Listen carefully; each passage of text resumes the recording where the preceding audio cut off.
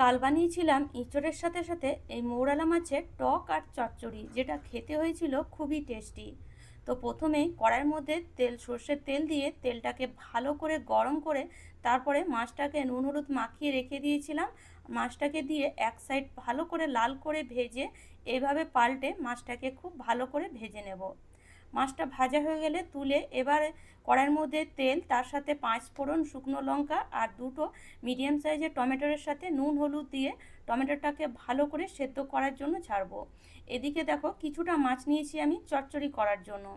আর এই মৌরালা মাছের চচ্চড়ি খেতে খুবই ভালো লাগে।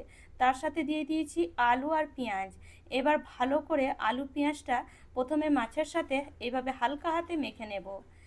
এবার দিয়ে দেব নুন হলুদ, ওপর থেকে কিছুটা পরিমাণ সর্ষের তেল, আর আগে থেকেই আমি সর্ষে আর কাঁচা লঙ্কা একদম মিহিন করে বেটে রেখেছি, কালো সর্ষে।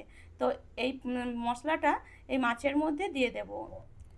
আর মশলাটা দিয়ে তার সাথে দিয়ে দেব কিছুটা পরিমাণ জল।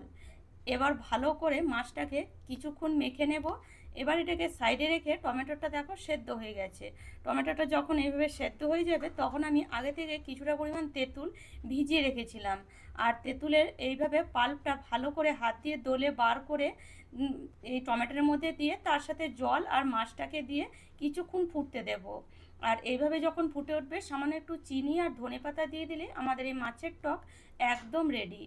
এবার মাছের চচ্চড়িটা বানাবার জন্য কড়াইয়ের মধ্যে মাছটাকে দিয়ে দেব, আর গ্যাসের ফ্লেমটা মিডিয়ামে রেখে ঢাকা দিয়ে একদম জলটাকে শুকিয়ে নেব। জলটা শুকিয়ে গেলে ওপর থেকে সর্ষের তেল দিয়ে মাছটাকে কিছুক্ষণ আবার হতে দেব, যাতে কড়াইয়ের নিচেটা একটু লাল হয়ে যায়। যখন এরকম লাল হয়ে যাবে গ্যাসটাকে 10 মিনিটের জন্য বন্ধ করে দেব। বন্ধ করে দেওয়ার 10 মিনিট পরে আমি এভাবে উল্টে দিচ্ছি, কেননা যদি সঙ্গে সঙ্গে উল্টাতে যাও তাহলে কিন্তু কড়াইতে লেগে যাবে। তারপরে আবার কিছুক্ষণ জেলে তারপরে আবার বন্ধ করে কিছুক্ষণ পর এটাকে সার্ভ করছি। দেখতেই পাচ্ছ এই মৌরালা মাছের চচ্চড়ি কত সুন্দর একদম ঝরঝরে হয়েছে, তার সাথে মাছের টক, আর খেতে খুবই টেস্টি হয়েছিল।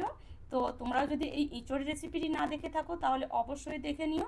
চিংড়ি মাছ দিয়ে ইঁচড়ের রেসিপিটি করেছিলাম, আর এই মৌরালা মাছের চচ্চড়ি, ইঁচড়ের তরকারি, তার সাথে টক। এই থালাটা কিন্তু খেতে সেদিন দুর্দান্ত হয়েছিল। তো আশা করি আজকের রেসিপিটি তোমাদের ভালো লেগেছে। আর রেসিপি যদি ভালো লাগে তাহলে অবশ্যই লাইক শেয়ার সাবস্ক্রাইব করে নিও।